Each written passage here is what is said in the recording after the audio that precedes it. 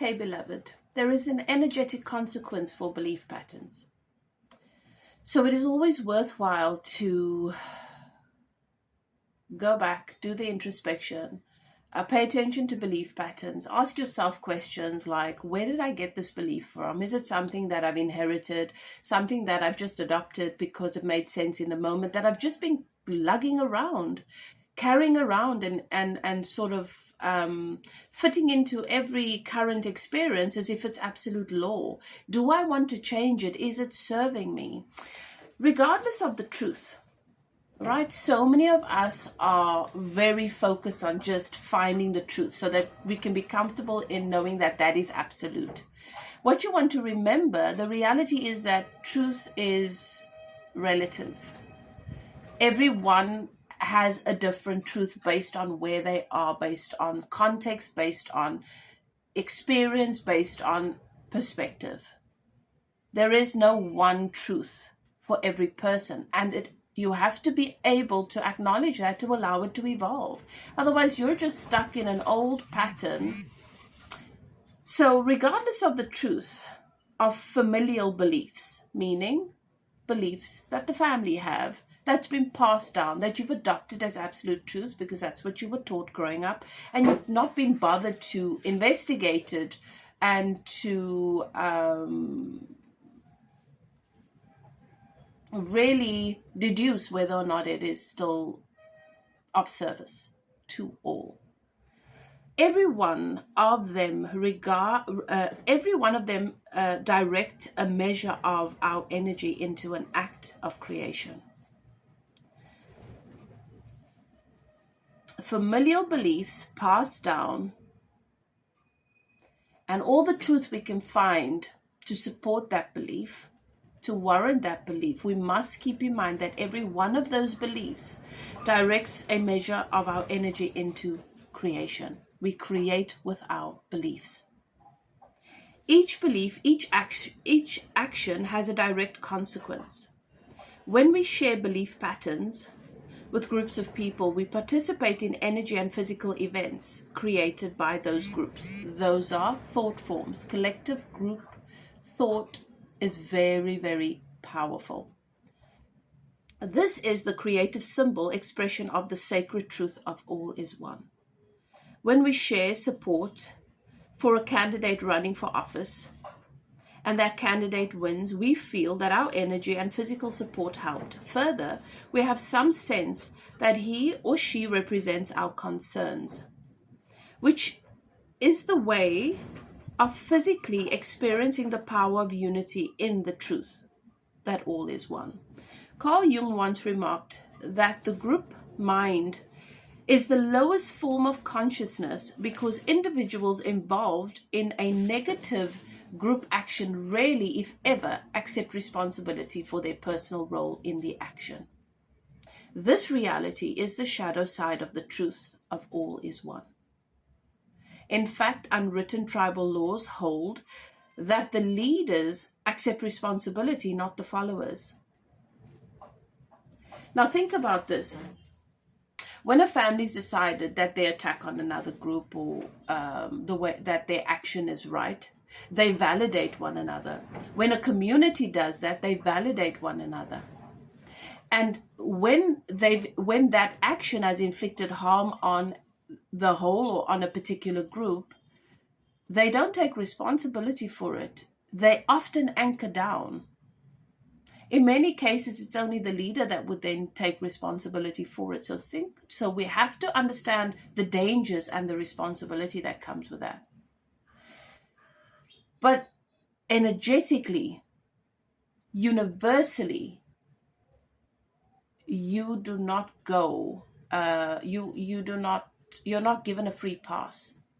When you have contributed to a collective consciousness, to a collective thought form, you bear that energetic consequence. If we've contributed to enough greed and fear in our own experience, in our own lives, even if we're not watching politics, even if we're not watching what's happening on the grand stage, we're contributing to it unconsciously. We will not be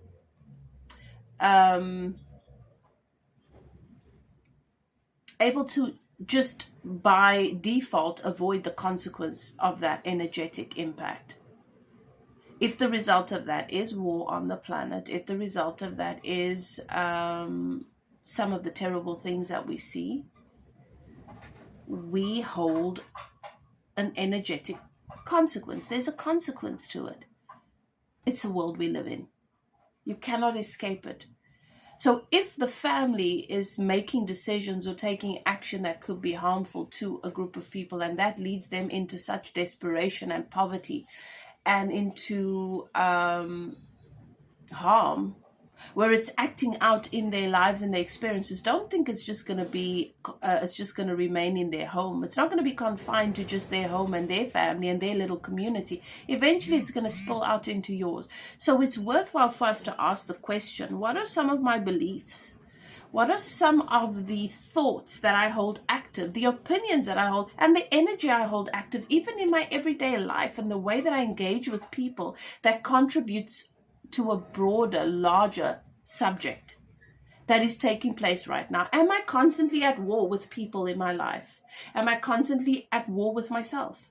Am I constantly at war with people who are different to me? Am I constantly being unfair? Right? Am I constantly stepping all over people who I can because I'm greedy and my needs matter more than theirs?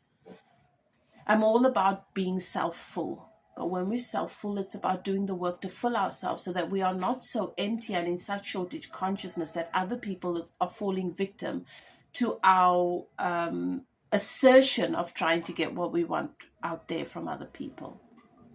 Many of us are in a shortage consciousness. We're in that place of lack. And we've got certain groups of people who we blame for everything, or who we just don't like by default. Do you check yourself? Because you might not be the person pulling the trigger, but collectively we contribute to that creation by sitting in your home, by scrolling through social media, by choosing sides, deciding and declaring who you want to be and who deserves to be punished and who deserves to die and who deserves this and who doesn't deserve that, you know? There is a consequence for that you experience as a result of that. You're tied into that karma. You cannot escape it, and you won't see it immediately, but it will find its way back to you, and you won't even see the link. You will just call yourself a victim, forgetting that collective group that have been victimized, that are now spilling into your backyard or your front yard or your streets or whatever. We are all connected. We are not separate. So even though ignorance might be a privilege, not for long. Be conscious of who you choose to be. We cannot make a change. We can't change the world, but we can change ourselves. We can change who we choose to be, the energy we hold, the beliefs we hold, the thoughts we hold active, how we treat people in everyday life, how we see people, whether we're able to fully appreciate them or whether we're having to navigate through lots of prejudice and bias in order to just be kind to someone, like we've got to force it, you know? So something to think about, because even though in the 3D world it looks like everything's separate, nothing truly is. And if you take a step back and you look at the world as a whole, you'll begin to notice that nothing is separate. One thing links into the other, into the other, into the other, in one way or another. Even if one thing is happening on one side of the planet and another thing on the other side of the planet, there are links. They're connected somehow if you look closely.